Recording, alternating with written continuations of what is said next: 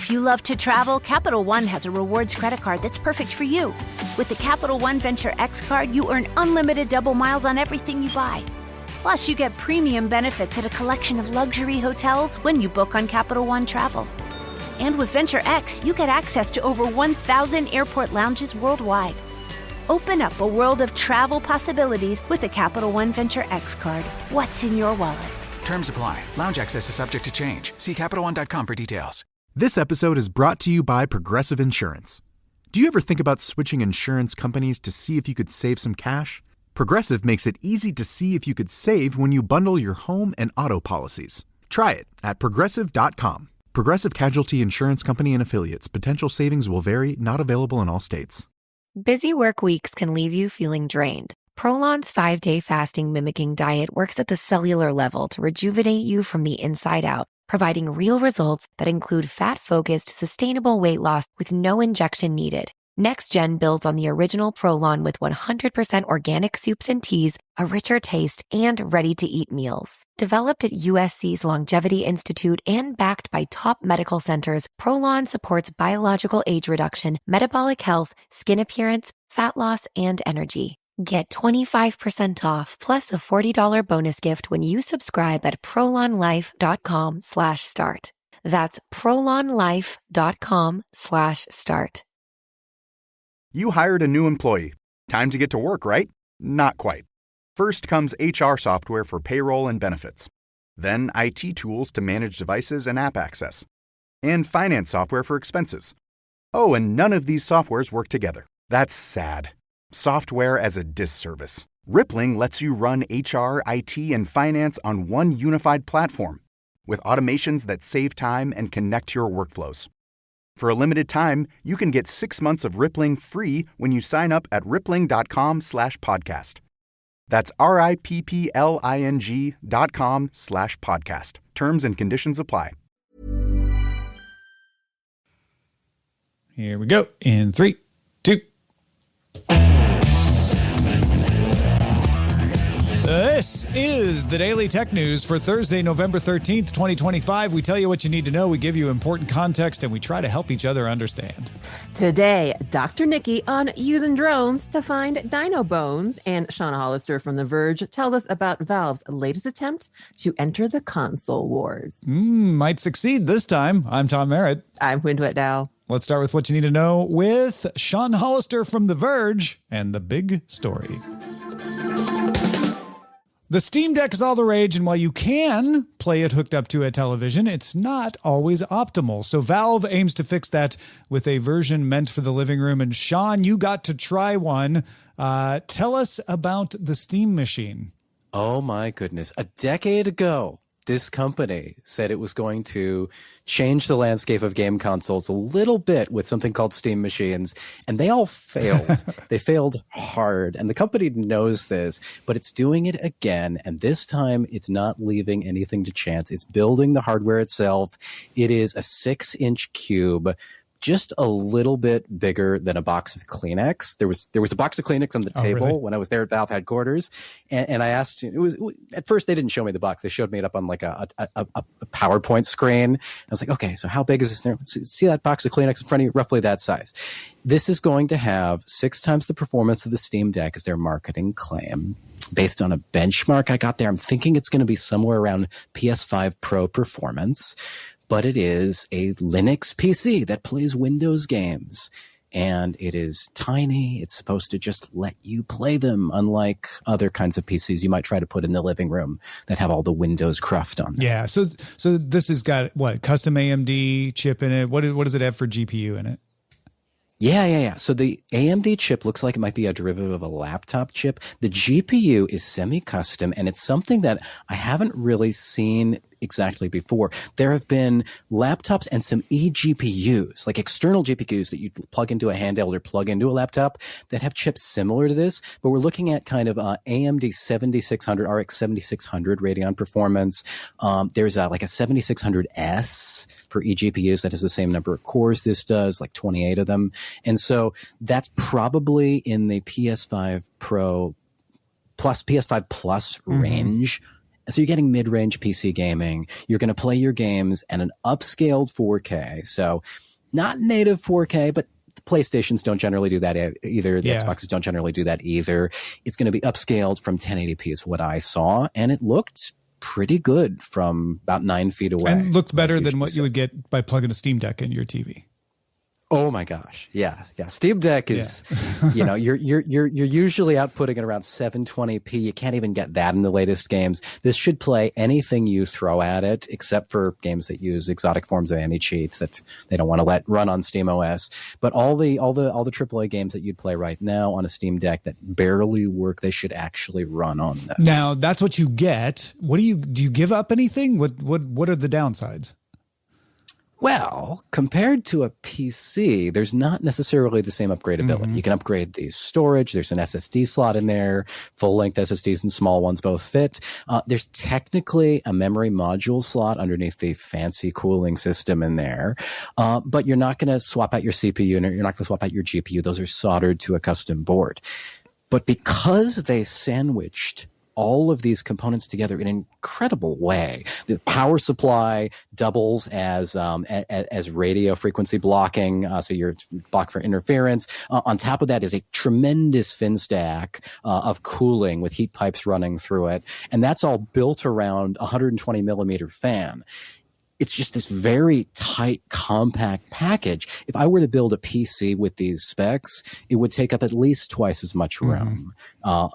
Be a big wart underneath my TV. And this is so small and compact. Comes with a new Steam controller that feels like a real game controller this time. It's not this bulbous monstrosity, but it still has all that flexibility with your twin touchpads. You can get the community controller profile, so you're playing decades of games, PC games on this thing, as well as the latest stuff that's already been optimized for console controls. Yeah, it looked to me like this thing was mostly cooling, that they just like smushed everything down to the bottom, right? It really is. There's like this thin layer of motherboard, and there's a few little daughter boards around it. Here's for your front ports, there's for your back ports, here's the SSD.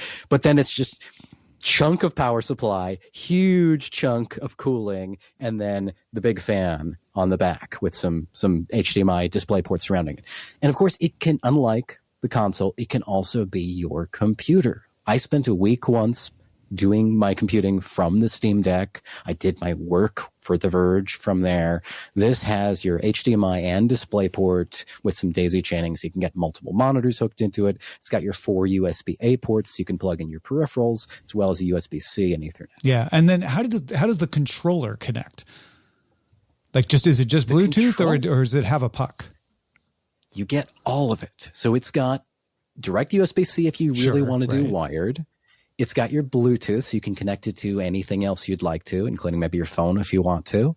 And it has a custom 2.4 gigahertz radio stack. That's with a puck, little USB-C puck about that big around. This thing has a few pogo pins on top of it, so it doubles as a charging block for it. You just put the controller on top of it, just literally anywhere near it, it'll snap into place, and the pogo pins will go right in and start charging because it's also magnetic. And then while it's charging or while you pull it off, it'll support up to 4 controllers per this puck, kind of like the old Xbox 360 adapter for PC can support 4 on a single USB. You're getting the same thing here. They say, and with the Steam Machine though, they've also built in a dedicated antenna just for this. So you get 4. Just connect to the Steam Machine. Right. You turn on your controller right out of the box. It should pair. You can add 3 more, press a button on the front of the machine, pair them as well, like you would on a console. You want to add 4 more? Well, there's a puck in the box. Plug the puck in. There's 4 more. So you get 2 pucks, basically. One's built in, and then there's the other one. That's cool. Effectively, yeah. They see you putting the second one, behind your couch, so you can just plop your controller over there for charging. Pop it off and start playing, and you can just connect that one in the back to any power supply that does USB. It doesn't need to be plugged directly into the Steam Machine. And otherwise, it's similar to the Steam Deck in that it's compatible with all the games that you would play on Steam OS, right? Did you get to play with it much? I wish I'd spent more. I was asking them so many questions that I probably only spent, 10, 15 minutes on the Steam machine itself. But while I was there, I did do some benchmarking. I did get to actually run a benchmark of Cyberpunk 2077, the same bench at some of the same settings I run on Steam Deck and other handhelds. It's looking at, I was looking at around 65 FPS average on medium settings with basic ray tracing. I'm going to get into the nitty gritty just for a second here. And that was running at a 1080p upscaled with AMD's FSR 3.0 upscaling technology to 4K. When I'm about 9 feet away from it, that looks pretty good. If you get closer, you can see this is not the highest quality image you can possibly get from a gaming PC. It's somewhere in that console region, though. So the final question that everybody has had, which is, when can I get this? And they're not saying. Do you have any hints? Do you have any inklings? All we've got is early 2026, and that it should be affordable. It should be a good value for the price. It should be comparable to what you'd pay for a PC with this performance that you build yourself from parts. But that could mean a lot of things. It could mean $800. Yeah. It could mean $1,000. It could mean $1,200. It could mean $1,400. Somewhere in that range, though, if they want to make a statement, they're going to put this at PS5 Pro pricing and say, our PC console is as powerful or more powerful than that PlayStation console for the same, or maybe $50 more. And it's also a whole PC in addition to that. If they want to make a profit, though, or, not sell it at cost, they might have to make it higher than that. Yeah. We've seen bare bones systems in the past with similar chips cost $1,000. And then you even still need to bring your own OS, your own storage, your own controller, memory on top of that. So could be more. Gotcha. Well, Sean, thanks for sharing the details with us. Really appreciate it. Obviously, go read Sean's write-up at theverge.com. He's got a whole story about the journey up to Washington to see it and all the details if you want to dig into them. Anything else that people should look out for? Well, they've also got the Steam Frame. It's a new VR headset, but it doesn't just do VR. It has an ARM chip inside, and they've figured out a way to get Windows games play on the ARM chip too. So it's kind of like a Steam Deck for your face. Steam Deck for your face. Sounds wonderful. Sean, thank you so much, man. I appreciate it. Thanks for having me. Yeah, that Steam Deck for your face runs SteamOS on a Qualcomm Snapdragon 8 Gen 3 chip. So it can do some magic where games run directly on the ARM chip. They do have Proton running on it as well. So they have a lot of opportunities there. And you can stream a game from your PC wirelessly to the headset. You don't have to tether it. It can play any game from your Steam library, whether it's VR or not, and has a modular design. So that makes it easier if you want to do mods or do updates to it later. You pop out that core module and it has the processor, the optics, and the cameras all in there. Speaking of those optics, 2160 by 2160 LCD screens per eye, a pancake lens, which reduces the size of the optics and increases the sharpness edge to edge. One really interesting bit is that it can not only run Windows games, it can run Android APKs. Android APKs are what Meta uses on the Quest. So Android games may now be published to Steam as part of this modification. No price or release date on Steam Frame, though Valve has stopped making its Index VR headset. So they're serious about this being the replacement.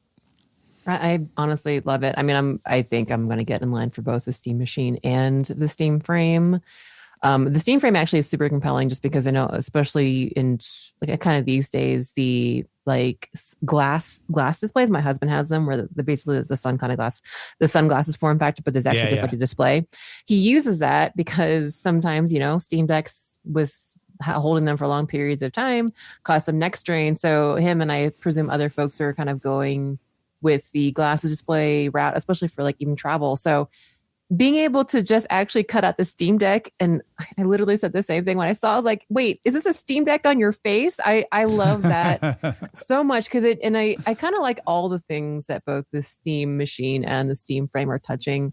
It really feels like they're kind of like Steam has kind of taken like a survey of what's going on. And of course, like as Sean mentioned, they've been trying to make the Steam Machine happen for a decade now.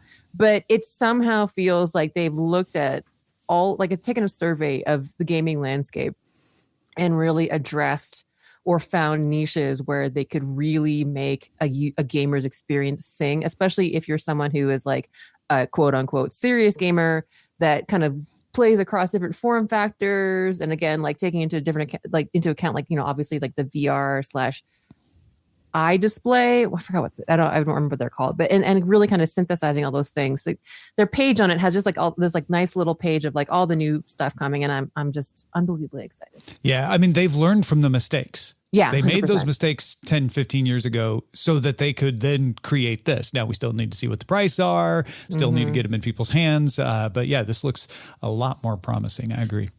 Yeah, well, take my money, Val. Take my money. All right, well, DTNS is made possible by you, the listener. We want to thank Mike Cortez, Erwin Sturr, and Ken Hayes. Thank you. As a small business owner, you don't have the luxury of clocking out early.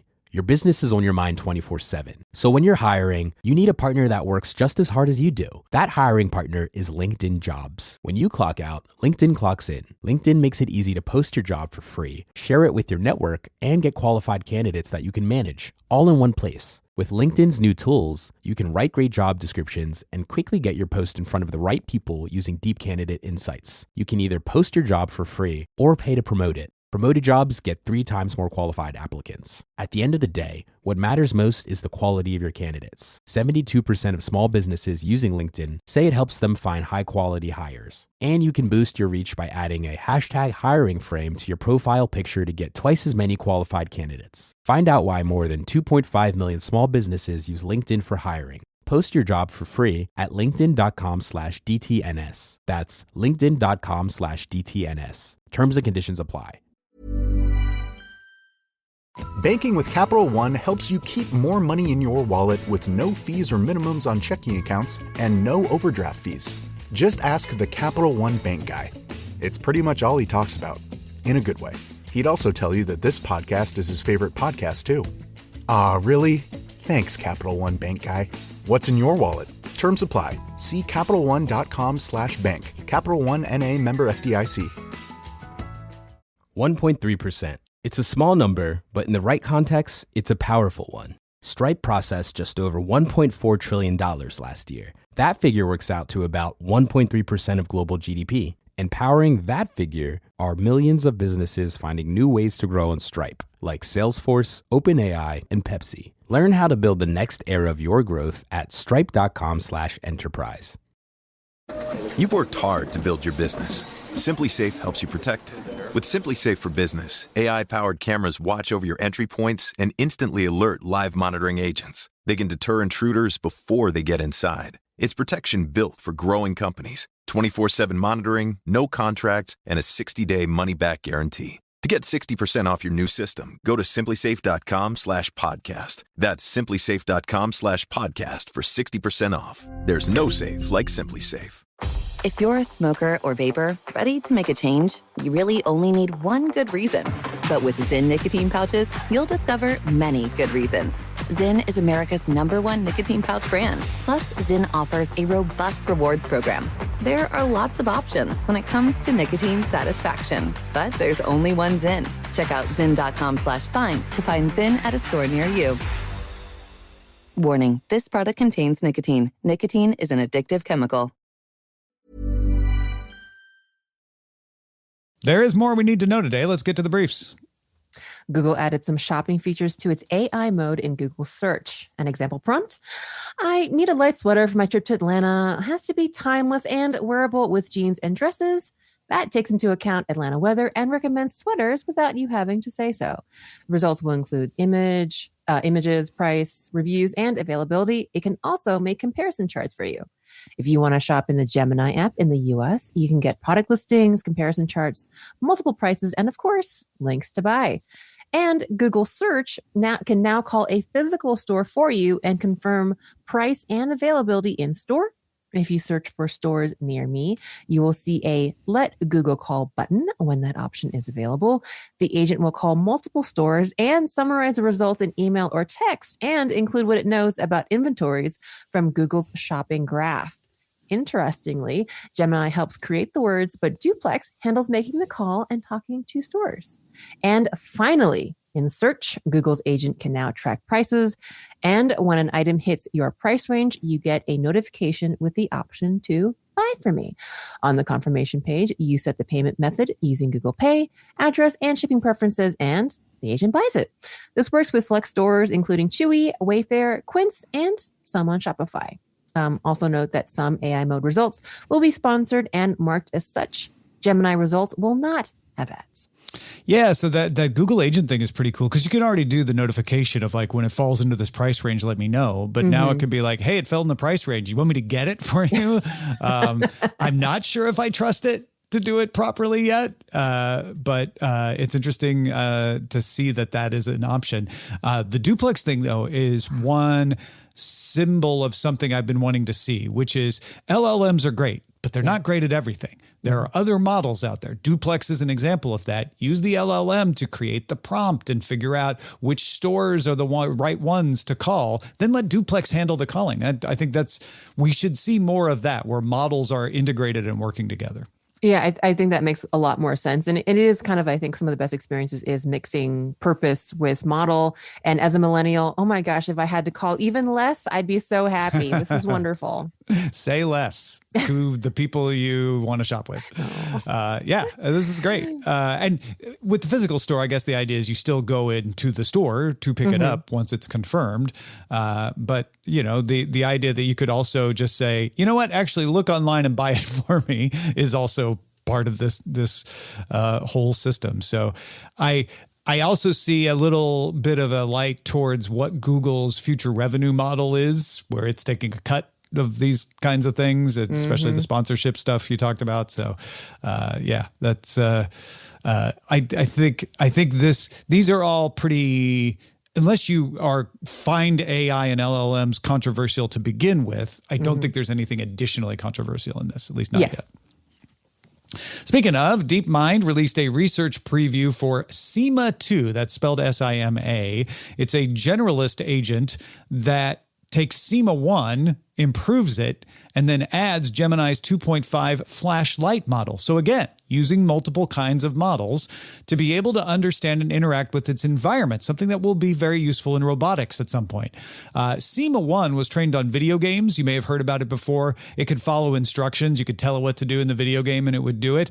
But it had a 31% success rate at complex tasks compared to a 71% success rate for humans at the same tasks.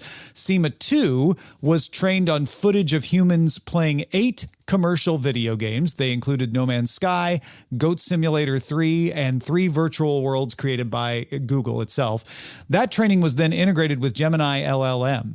SIMA 2 can now complete complex tasks in previously unseen environments. So SIMA 1 had to have seen the game before. SIMA 2 can go into a totally new place and improve based on its experience. It can actually make mistakes and then realize, oh, that didn't work, and not do it again. SIMA 2 is successful 65% of the time at complex tasks, so still behind humans, but getting better. It gets confused at longer instructions. It can only remember its most recent instruction. But it can do things like identify and interact with objects that you tell it to. One example they gave was go to the tomato-colored house, and it was able to understand like, oh, tomatoes are usually red. I'm going to go to the red house. You can even give it emojis like an axe and a tree, and it'll go into the game and chop down a tree. There's no timeline on when DeepMind is going to implement SIMA 2 in an actual physical robot, but they do say that's the goal. I can't get over the fact that they use Goat Simulator 3 to train it, but that makes so much sense. No Man's Sky to Goat Simulator 3 is a broad spectrum of gaming experiences, so I'm just gonna hold on to that rent free forever in my head. Yeah, no, it's fantastic, and this is another of those signposts along the way where you want robots to be able to just do stuff. This is how you get there. Yeah, the learning and adaptation aspect for sure. Well, Microsoft showed off its set of 2-story data centers in Atlanta to reporters on Wednesday. Microsoft is doubling its data center footprint over the next 2 years, and the site in Atlanta is one of its most important examples. It's a part of a new class of data center hubs called Fairwater. A new liquid cooling system reduces water use to the equivalent of 20 average U.S. households per year. Meanwhile, Microsoft CEO Satya Nadella appeared on Dwarkesh Patel show and said it plans to use access to OpenAI's chip development with Broadcom to help improve Microsoft's in-house chips. He said, quote, as they innovate even at the system level, we get access to all of it. We first want to instantiate what they build for them, but then we'll extend it, which means they get the chips and can install them in data centers, but also get the IP, and then they can modify it themselves to make it better or better suit what Microsoft wants it to do. Yeah, this was a big charm offensive with the press after the OpenAI Microsoft agreement kind of got covered as, Microsoft's days are numbered. I think Microsoft wanted to show like, no, we're still working with OpenAI. We're still working with them on a lot of stuff. We're also developing our own things. And we are actually building these data centers. This is not just money that's going to, evaporate into the air. Here they are. Here's 2 of them in Atlanta. So this was a lot of like social proof. Honestly. All right. Finally, some quick headlines that are just good to know if you want to understand the news in the future. DJI just launched the Neo 2 quadcopter in Canada, Japan, and the UK with LiDAR obstacle detection, better video, and longer battery life, as well as added gesture controls for €239. Yeah, we won't be getting that in the U.S. anytime soon because they got a ban coming up. The Chosun Daily and Evan Blass both reporting leaked details that the Samsung foldable phone will be a 6.5-inch on the cover, 10-inch on the inner screen phone called the Galaxy Z Trifold. I mean, I could have guessed that, but that's interesting. Chosun also added that it will come out December 5th for around $3,000. So I wonder if the quad fold will be $4,000 if that scales appropriately. We'll wait and see. I'll get the trifold out first. All right. Well, OnePlus launched its $900 6.8-inch OnePlus 15 that runs on Qualcomm's Snapdragon 8 Elite Gen 5 chip and has a 7,300 milliamp battery that can last 2 days on a charge. It's available in multiple countries, though delayed in the U.S. because of a backlog in certification by the FCC due to the U.S. government being shut down for the last month. The dev beta of macOS Tahoe 26.2 includes a feature called Edge Light, which can brighten up the edge of your screen so you can use it as a lighting source during video calls. The ultimate ring light. Yeah, really, yeah. Without having to buy a ring light. Well, Android Authority, and may I note, Android Faithfuls, Michelle Ramon, reports that Google posted that it is building an, quote, advanced flow in Android for users who, quote, have a higher risk tolerance and want the ability to download unverified apps. The company says it is designing this flow specifically to resist coercion to ensure that users aren't tricked into bypassing these safety checks while under pressure from scammers. Yeah, so you will be able to sideload. You're just going to have to get a bunch of annoying notifications is what it sounds like. During a report on strong third quarter earnings, Tencent's president said, one constraint of the cloud business growth is the availability of AI chips. NVIDIA. He didn't say NVIDIA. When AI chips are actually in short supply, we actually prioritize internal use as opposed to renting it out externally, meaning following what Xi Jinping, the president of China, wants them to do. The other way to say it, back to his words, if there is not an AI chip supply constraint, our cloud revenue should be growing more.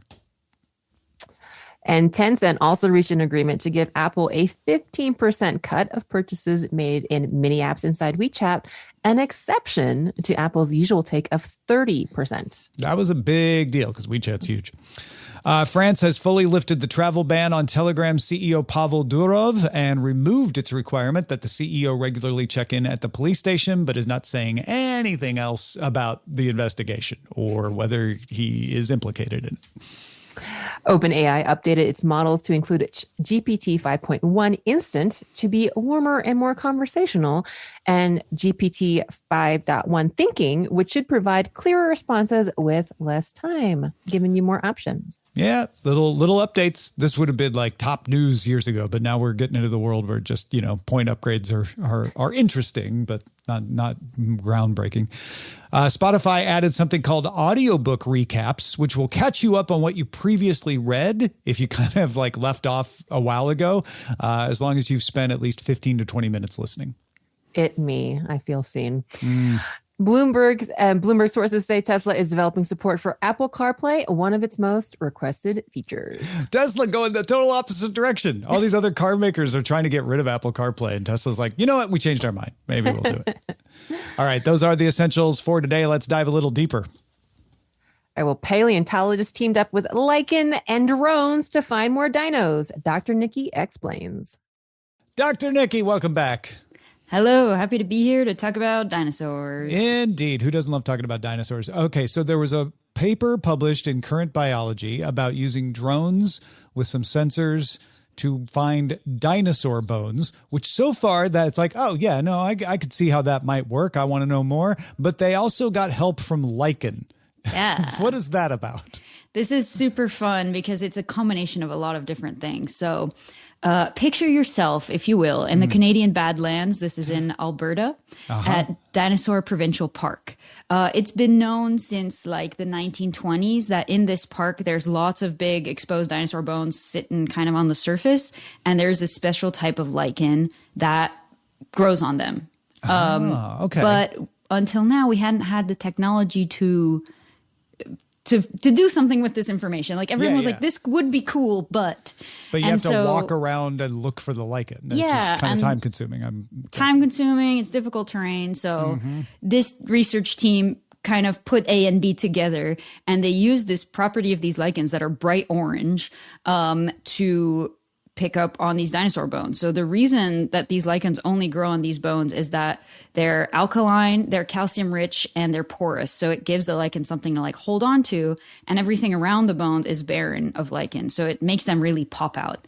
And it makes discovering different dinosaur bones a lot easier. So is it as simple as the drones fly around and the camera sensor goes, there's some orange, or is it, as I expected, slightly more complicated? It's only slightly more complicated than that, but it's because of a really cool property of lichen, which is that they have a very specific spectral property. So like the type of light wavelength that they reflect is specific to lichen, which is really fun. I didn't know that before today. Yeah, no kidding. That's weird. So the drones have a specialized sensor that detects the light's wavelength and amplitude, and this is called spectroradiometers. And they'll fly above, the Badlands and capture images at a pretty high resolution, 2.5 centimeters per pixel. And then trying to pick up on this specific wavelength. So like you can get the full wavelength of light on these pictures from this spectroradiometer. And then if you see dips in the specific wavelength of the lichens, you can tell that they're there. Okay. And then that gives you their location, and then you can get to them faster, right? Yeah. And specifically, they have lower reflectance in the blue wavelength, so around 400 to 500 nanometers. And they're higher in infrared wavelength, so around 800 to 1400 nanometers. And so if you like attenuate your detector to that, you can pick up on them and then say where these blobs are. And they did test just like normal bones without lichen, the ground, and then like lichen bones against, and it stood out like crazy compared to anything else. So it was very fine-tuned. It is fortuitous that lichen only like to grow on the dinosaur bones we're looking for in the first place. And then extra fortuitous that they reflect in that manner that makes it a little easier for the sensor to pick them up. That's great. That's amazing. Yeah. And people had used this before to determine caribou habitat. Because if you think about what, obviously, this only works in a very specific area where the ground is covered in lichen, and caribou eat lichen. And so for not orange colored lichen, they also use like a similar technique. So they took that and then added it to the kind of bone problem they had here. Gotcha. So it's taking something that has been used for identification and specifically saying, okay, well, let's do it for this kind of identification. Yeah. Yeah. What kinds of And dinosaurs drones. do you find? Of course. So the lichen was the most obvious on large leg bones from dinosaurs from the late Cretaceous. This makes sense. Large bones are easier to see from drone height, about 30 meters up in the air. And so dinosaurs like ornithians, so hadrosaurs and ceratopsidae. So these are like duck-billed dinos and triceratops-ish looking dinos. And that makes sense. They're big. They got really dense bones, and it's a lot of surface area for the lichen to grow on. Bonus tech that they added into here, you let me call almost everything tech, so I'm adding that. Because it is. I mean, it is.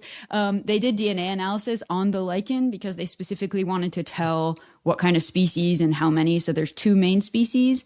And we don't actually know how long it takes for them to colonize bone because, as you may have heard, lichen grows very, very, very slowly. But now that they have images, they can go back and look how much it grew in the next 100 years. Yeah, so we get a little bonus lichen knowledge out of this, not just the dino knowledge. And we get the drone application to the caribou identification. It's stacking tech here. I love that, right? I love when we're like, oh, we could take that if we had this other thing, then we can do that with it, and then we get the side benefit of this. What other kind of future applications could this lead to? So first of all, this is really helpful in remote locations like the Badlands with difficult terrain. You could imagine, again, the lichen specifically grows in this one area, and that's a thing, but walking around is a lot more annoying than doing this by drone. And not all fossils grow lichen across the world, but still there may be other instances where we could do this.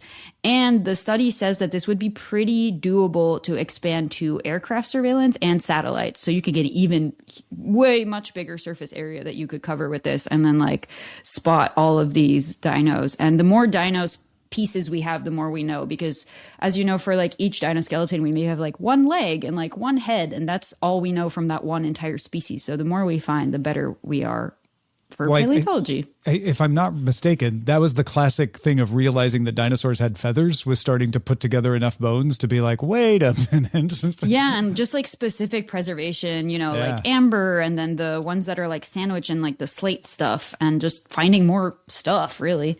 Yeah. This is fantastic. I love this one. Dr. Niki, thanks for bringing it to us. If folks want to follow more of what you do, where should they go? Yeah, they can find this and other DTNS topics at NicoleAckermans.com website, and my Blue Sky handle is also that. Fantastic. Thanks, Nicole. Drones to find bones. What's not to love? I love everything about this. And actually, it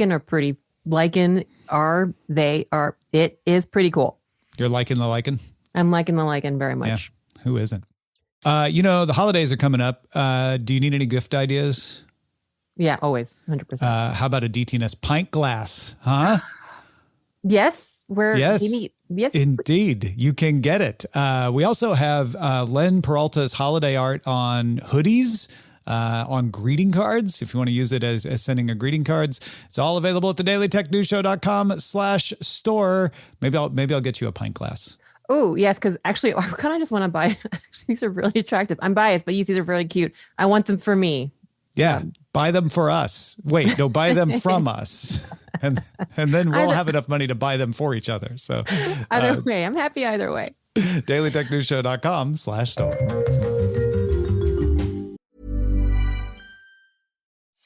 If you love to travel, Capital One has a rewards credit card that's perfect for you.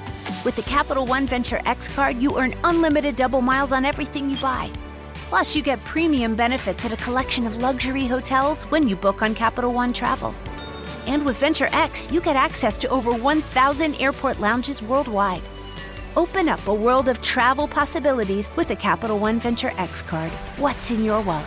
Terms apply. Lounge access is subject to change. See CapitalOne.com for details. Grief doesn't keep a calendar. Anxiety doesn't clock out after 5. Depression doesn't care if it's your busy season. But support can still fit into your life. With Grow, you can find a therapist who meets you where you are. They connect you with thousands of independent licensed therapists across the U.S., offering both virtual and in-person sessions. You can search by insurance, provider specialty, treatment methods, and more to find a therapist who works for you. And if it's not the right fit, switching is easy. There are no subscriptions, no long-term commitments. You just pay per session. Find therapy on your time. evenings, weekends, and cancel up to 24 hours in advance at no cost. Whatever challenges you're facing, Grow Therapy is here to help. Sessions average about $21 with insurance, and some pay as little as $0 depending on their plan. Visit growtherapy.com/ACAST today to get started. That's growtherapy.com/ACAST. growtherapy.com/ACAST. Availability and coverage vary by state and insurance plan.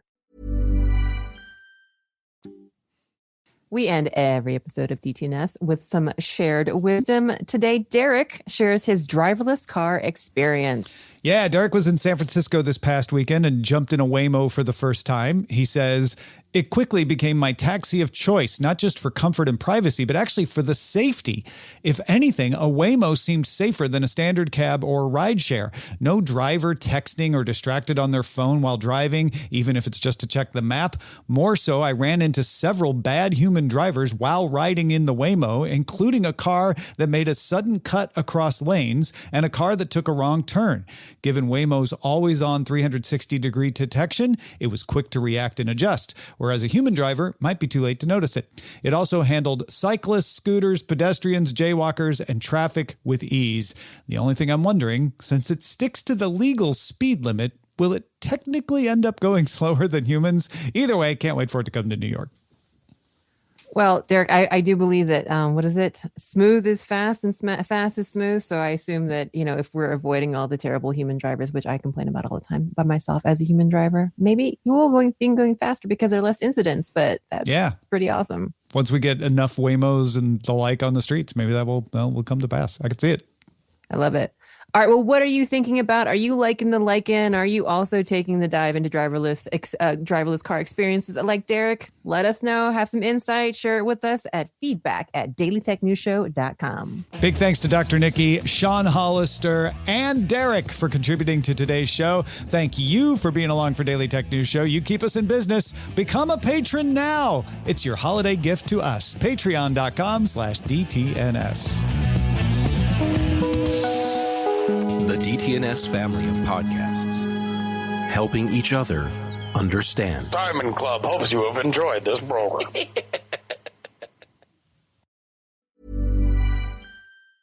AI is transforming customer service. It's real and it works. And with Finn, we've built the #1 AI agent for customer service. We're seeing lots of cases where it's solving up to 90% of real queries for real businesses. This includes the real-world complex stuff like issuing a refund or cancelling an order. And we also see it when Finn goes up against competitors. It's top of all the performance benchmarks, top of the G2 leaderboard, and if you're not happy, we'll refund you up to $1 million, which I think says it all. Check it out for yourself at fin.ai.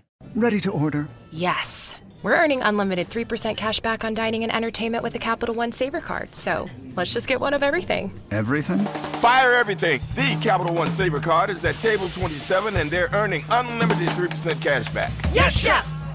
This is so nice. Had a feeling you'd want 3% cash back on dessert. Ooh, tiramisu. Earn unlimited 3% cash back on dining and entertainment with the Capital One Saver card. Capital One, what's in your wallet? Terms apply. See CapitalOne.com for details.